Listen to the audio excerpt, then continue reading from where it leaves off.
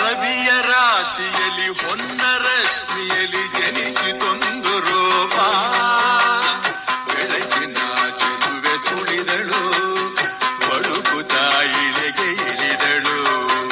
ಉಷಯ ರಂಗಿನಲ್ಲಿ ಕೃಷಯ ನೋಟದಲ್ಲಿ ಕವಿಯ ಬಳಿಗೆ ಬಂದು ಪ್ರೇಮದ ನಯನ ತೆರೆದಳು, ಕಾವ್ಯದ ಒಳಗೆ ಕುಳಿತಳು.